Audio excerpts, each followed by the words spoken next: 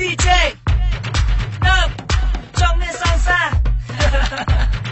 បទចម្រៀងថ្មីសម្រាប់យុវវ័យនិយាយពីអារម្មណ៍ស្នេហាបែបយុវវ័យសម័យថ្មីចិត្តចង់មានសង្សារស្អាតស្អាតចិត្តចង់មានសង្សារស្អាតស្អាតចិត្តចង់មានសង្សារស្អាតស្អាតចិត្តចង់មានសង្សារស្អាតស្អាតហើយកុំលេងស្រមៃពងបំណងចង់បានសង្សារស្អាតសាច់សោកជ័យទុំដោយសំឡេងគុំយូរលស្អាតលឿនស្រីស្រីបើសិនបានមកថាភ្នំវែងលេខលេងស្រមៃសំប្រាថ្នាចង់បានសង្សារស្អាតស្អាតទាំងចរិតនិងមាយាផងសង្សារស្អាតដូចទេពធីតាចង់មានសង្សារក្លិនក្រអូបដូចកាចង់មានសង្សារស្អាតដូចទេពធីតាចង់មានសង្សារក្លិនក្រអូបដូចកាចង់មានសង្សារណាស្រួលស្ដាប់គ្នាស្រួលនិយាយគ្នាមិនសូវកាយហើយស្អាត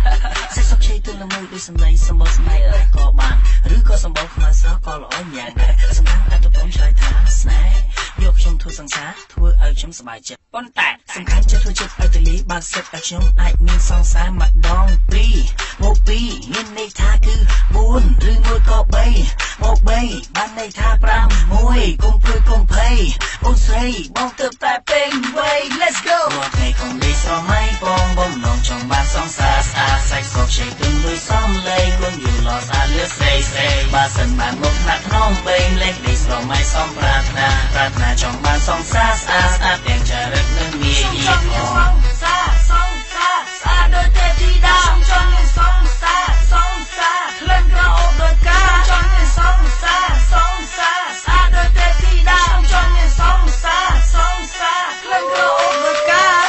ចង់មានសង្សារក្លិនក្រអូបដូចកាស្អាតទេពធីតាមិននឹងចំណេញយ៉ាងណាពេលមិនឡើងទៅណាគេលោកមកថាសង្សារស្អាតមានលូនមែនអេមែនហើយសរសើរខ្ញុំថាអូនឯងសំណាងមានប្រុសរាប់សង្កពុចំណែននឹងខ្ញុំហើយរឿងនឹងអត់សំខាន់ទេរួយវាទៅមកដុំប៉ុន្តែសំខាន់ចិត្តធ្វើចិត្តឲ្យទៅលីបើសិតឲ្យខ្ញុំអាចមានសង្សារម្ដង